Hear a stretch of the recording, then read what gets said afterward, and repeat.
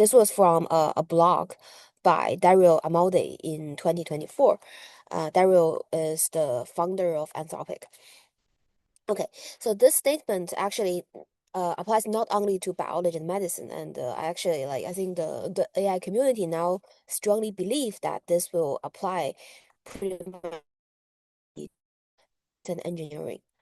Okay, so as a scientist myself, I think many like researchers in the AI for science community and in the say hard science how can we use AI to scale science and engineering?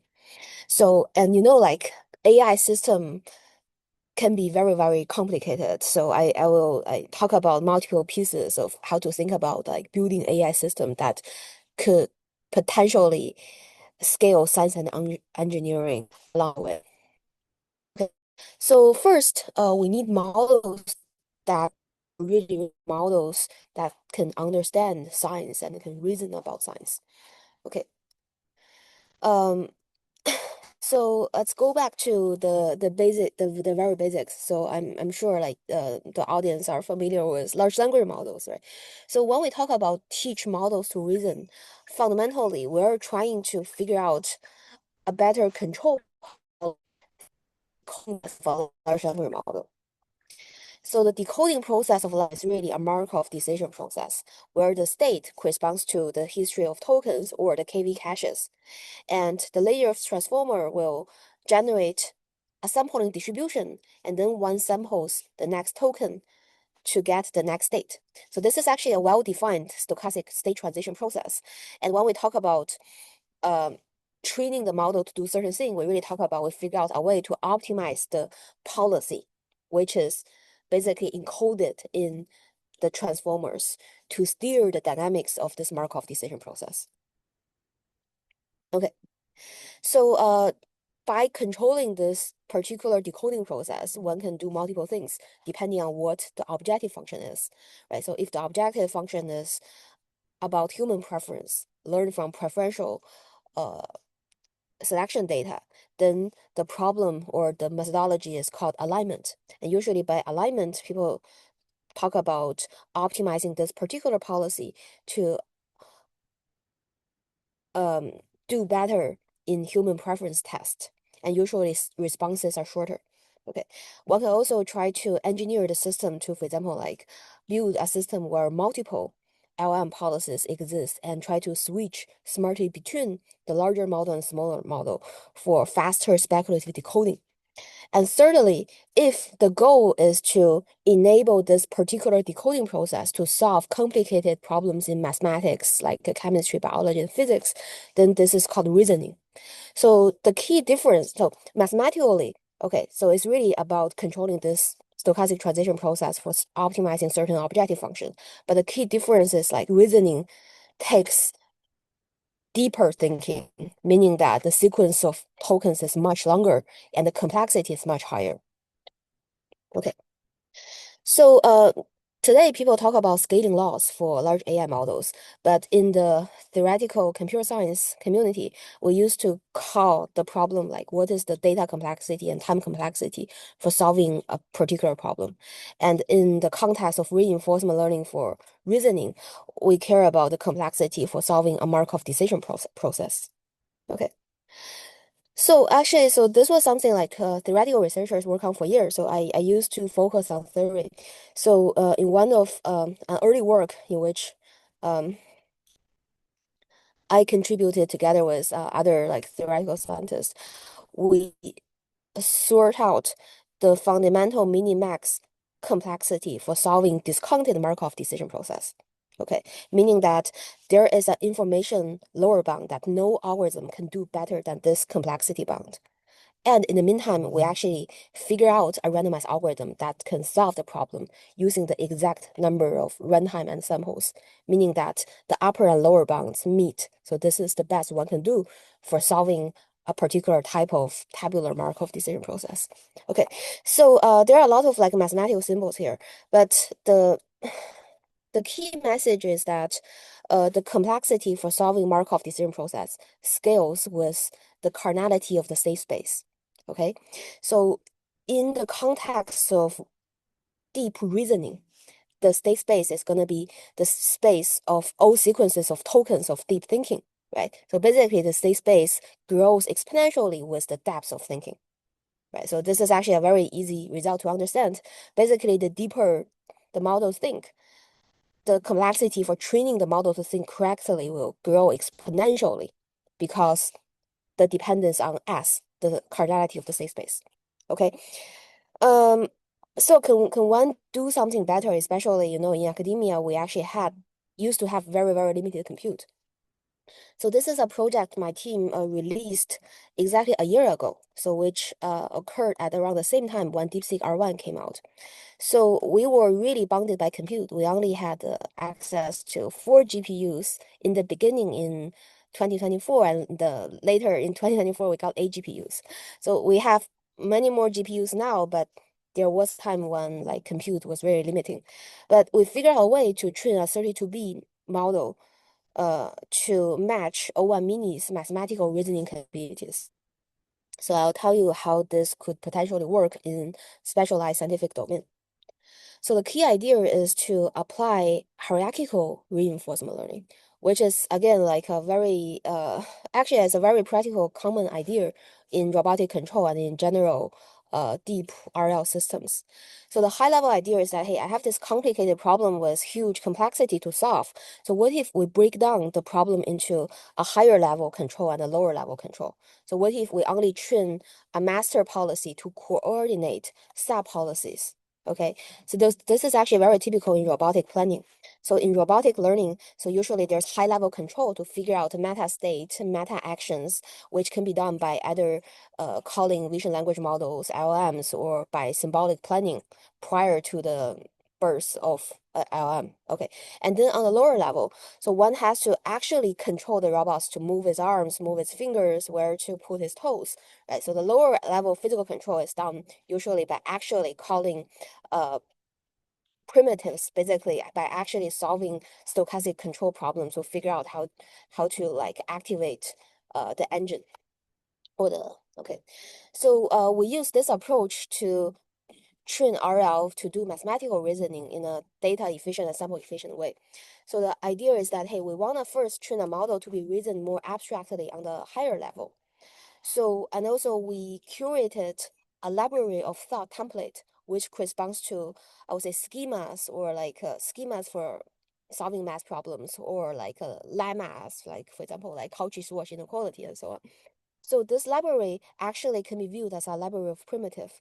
So we train the model to only reason which mathematical skill, which thought template I want to use. So the problem used to be, I have a math problem, I have to solve it end to end, right? Which is too hard. And now we change the problem to be that you can give me a mathematical problem and reason flux, the model is only asked to figure out abstractly what thought templates it needs to solve the problem without actually generating the full scope solution. So by doing this, we actually compress the problem to only reasoning in the abstract space. And this can be done pretty easily with small amount of compute. Okay, and next, when we apply the post-trained model to do reasoning, we do it in a agentic hierarchical way. If you give me an input problem, let's say it's a maze, the first step is for the post-trained reasoning model to figure out which template to use to solve the problem and configure a trajectory of empty templates. And then on the bottom level, the inference model, the base model is gonna look at the context and instantiate each empty template and eventually chain them together to get a full solution. Okay. And this turns out to be actually like pretty effective for solving domain specialized reasoning problems, especially when we do have a lot of prior know-hows and schemas in terms of like solving such problems. Okay. So next, we want to bring this to enable AI to reason beyond mathematics. So one domain we work with, we pick in collaboration with like scientists at with biologists and the medical experts. We want to train AI to think like biologists and geneticists. Okay, but the challenge is like in mathematics, we have a lot of quizzes, right? We have a lot of like problems and solutions. But in hard science, for example, in biology, actually all the hard reasoning happen during actual research. Okay, so we don't really have like pre-formatted question answers, question solutions for, I would say, hard research in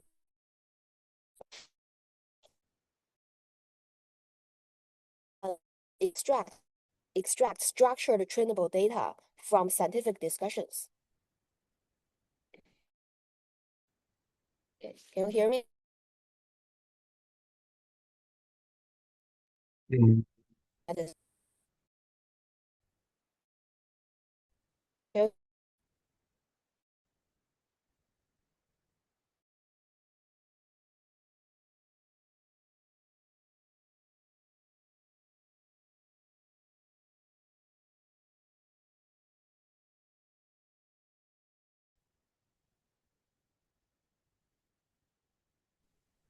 Hello, can you Y- hear me? Sorry, I think my Yes, internet was not very stable. Let me go back. yeah, you were frozen for around 30 seconds. Okay, all right, I figured that out. Okay.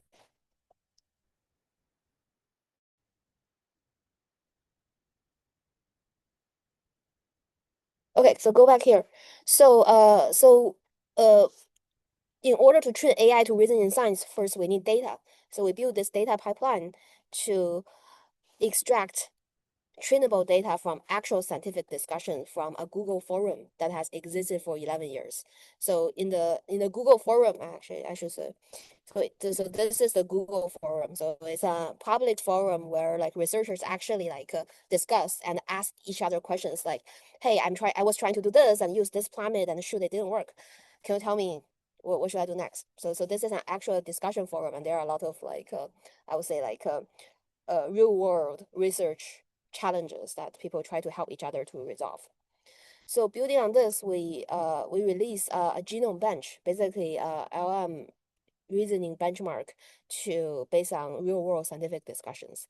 And this is also a data set that allows us to do reinforcement learning to train open source models to really understand and be good at uh, research in genome engineering.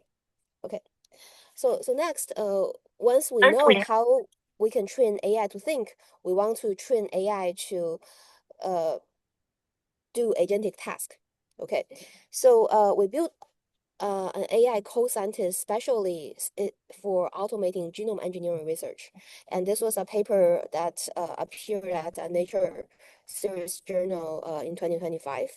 So we built this CRISPR GPT, the system that can automate pretty much everything about major modalities in gene editing, from hypothesis to like experimental design, plasmid optimization, calling computational tools, searching in database, and eventually coming up with like experimental guidelines and data analysis. Okay.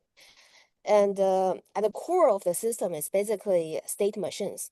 Again, so remember that large language models are fundamentally decoding process that we can control. And when we try to build agents, we're really doing scaffolding around the reasoning decoding process to build robust fuzzy logic state machines that can accomplish complicated tasks. Okay. So CRISPR GPT actually turned out to be the world's first clinically validated and lab validated AI co-scientist in life science. It was able to achieve higher than 90% editing efficiency across all the test targets in the initial pre. Now it's sites for like lung cancer study, treating Alzheimer's, and also like CRISPR screen, like drug target screening. Okay. Okay.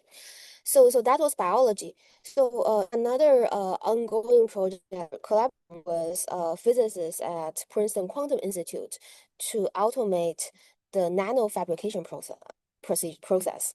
So here the goal, so the research goal of my collaborator, Professor Sanfeng Wu, is to figure out like how to stack two very thin layers of graphenes on top of each other, and I would say like change the conditions, positioning, and environmental parameters in order to explore novel quantum physical property. So we actually built this with the robotic system, the fabrication experiment, search for anomalies and interesting pieces in the graphenes. Okay, so I have video demos, but I'm not gonna play it because I think that will make my computer that will freeze my computers again. Okay. Oh no. Okay. Uh, And so now there is a tendency to build AI agents and to make it powerful by incorporating more tools, more databases, and more software.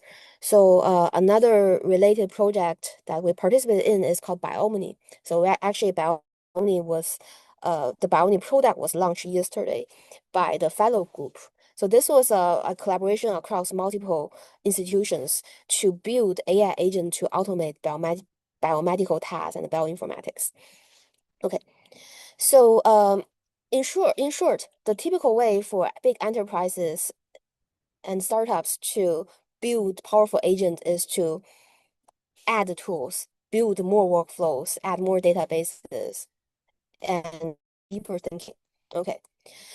But however, like, we think actually, I think now this is again a consensus that there's better way to build agentic system. So it's possible to let agent self-evolve.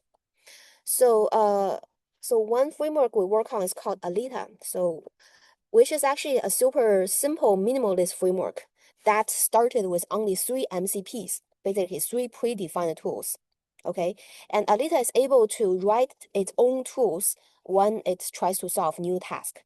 Okay, and there's a self-evolving loop in Alita to write, create, and edit and self-criticize its own tools and its own workflows in order to keep improving its accuracy in solving tasks that it hasn't seen.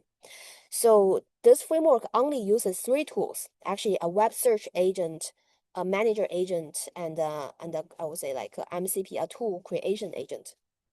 Okay, so this super simple framework, we just let it run and we give it the Gaia benchmark, which is a benchmark for evaluating agents' deep search capabilities. So we give the Gaia benchmark to Alita, and Alita try to solve the problem by creating its own tools, doing a bunch of web search, and doing self-criticism. So we just let it run. So actually, so this very simple self-evolving loop was able to top the Gaia leaderboard, and this was a result from May in 2025. And this entire self-evolving process costs us, I think, something between, I think around like 60K USD. So it's actually very, very cheap for agents to self-evolve in a training-free way to solve task or solve deep research task. Okay. Another related project. So we got a few like students who major in physics. So they wanted to use this self-evolving framework to solve physics Olympia. So, so it's actually very surprising that so this again simple framework was able to rank number 14th worldwide among elite physics Olympia gold medalists. Okay, so we've been talking about like training reasoning models and building agents. So all of the I would say all of what we have talked about mostly happen in the computational world, right? So I think we will see like AI co-scientists every day on the news on Nature, and they will, I think probably in 2025 there were like 20 AI co-scientists. This year we will have like 200 or 1,000 AI co-scientists. They all live in our computers, right? But I think there's a critical challenge, which is like with all the AI models, chatbots, co-pilots, right? But still someone has to do the hard work in the lab, either in a wet lab or in a clean room to actually get something working. Okay. And you know, science is hard to reproduce because the I would say the tacit information and the opaque laboratory process, because every lab is set up in a different way. There are a lot of know-hows, and my collaborator told me that even to actually tune an actual knob, to tighten an actual knob in their like machine actually. So one students could do it in different ways, and only one student would really know like which one to tighten faster and which one to loosen up. So that know-how is actually important to actually get the experiment running. Yeah. So we recently released a project called LabOS. So it is again an AI agentic system that can work together with humans through smart glasses. Okay. And the nice thing is that this enables basically anyone, for example, like in this case, an undergrad intern, to be able to perform advanced laboratory research with the guidance of the XR glasses and the AI agent on the XR glasses, basically on day one. Okay. And this could be nice because, most of the like lab automation required standardized environments, very standardized workflows. But XR glasses that can take visual input provide a pretty universal interface for AI to collaborate with humans in complicated physical environments. Okay. So in LabOS, we developed, I would say, a prototype framework that enables self-evolving AI from the dry lab to working with humans side by side in the wet lab. Okay. And we post-trained vision language models based on I would say lab videos we collected across universities. Okay. And in another demo, we show that this approach can be used to collaborate with both humans and robotic arms together, where humans can instruct the system to work with the human, and robotic arms can perform together with humans in a way that doesn't require predefined workflows. Okay, so that's the end of my talk. So we believe in big time that AI is going to transform engineering and science, and this is the mission of our initiative at Princeton called Princeton AI for Accelerating Invention. Thank you very much.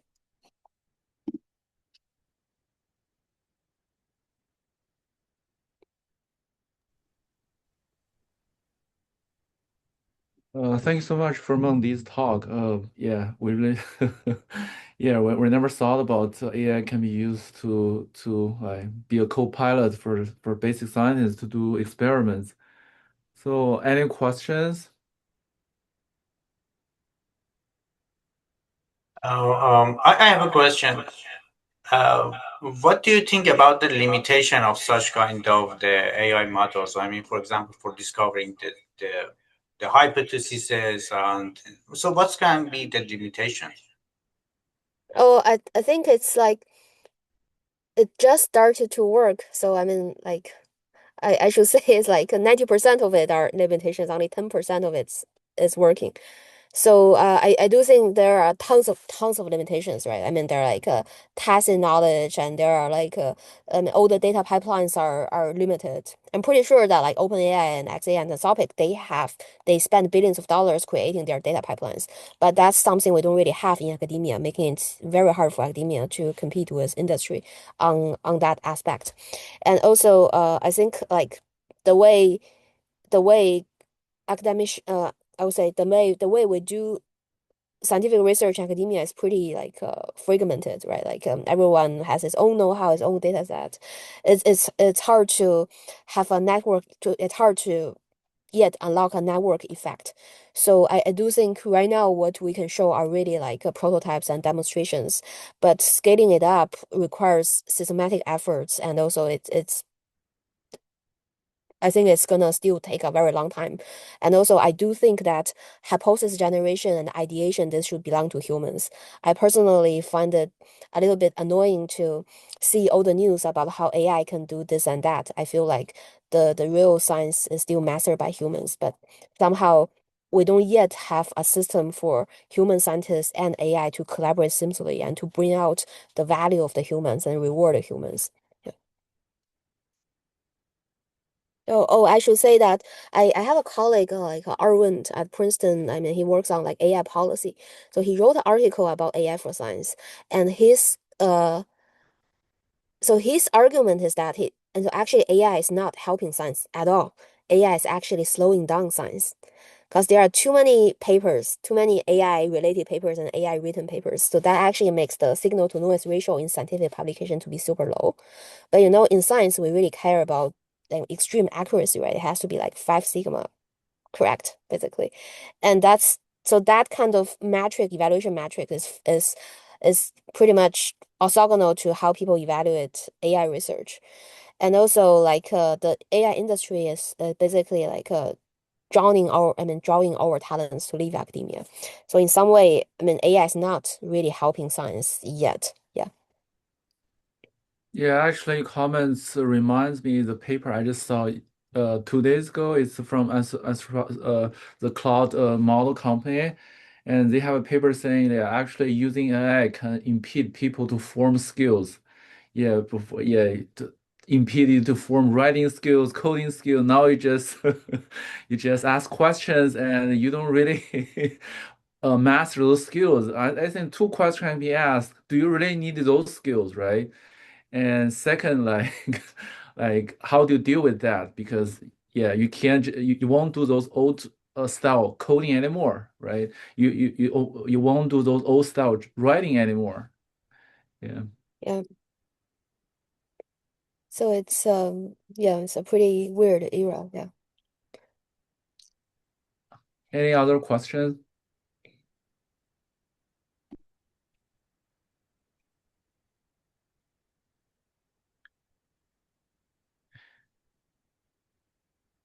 Okay, someone ask a question in the chat window.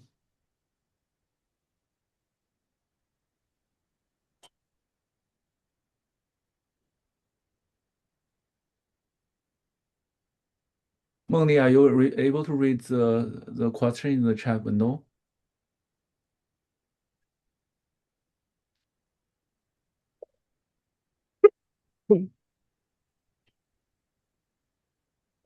Biomni, yeah, Biomni.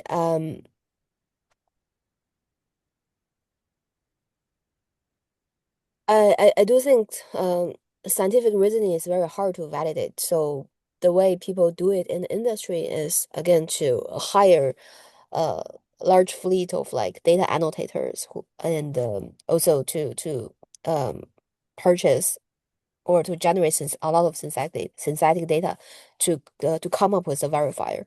So I mean this is pretty much how every single AI company is scaling up their AI capabilities today. So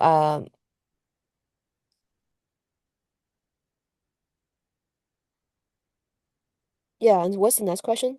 For Biomni's results to be accepted in future scientific publications, what do you mean? I mean, I would treat it as a tool, right? So it's like a it's like an overleaf or like just like any computational tools.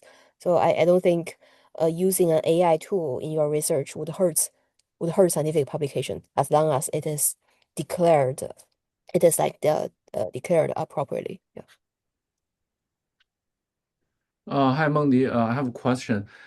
Uh, I think it's yeah. Because the robotics have made big advancement in like last 1 or 2 years, and many people who work in the wet lab they may think, yeah, when could I have a robot can help me do those wet lab experiments if I just give some instruction plan? Like, how far you think that will be from right now at this time point? Like, what is the main like challenge to achieve such a robotics experiment assistant? I think robotics has a long way to go, and then it can work really well if it's sufficiently trained in for a specific highly repeated workflows. I think probably this could happen faster in like manufacturing in domains where like actions are highly repetitive. But it will happen. I think it won't happen like in the next within the next 3 years to master like I would say general general workflows. Yeah, it's probably gonna take a longer time.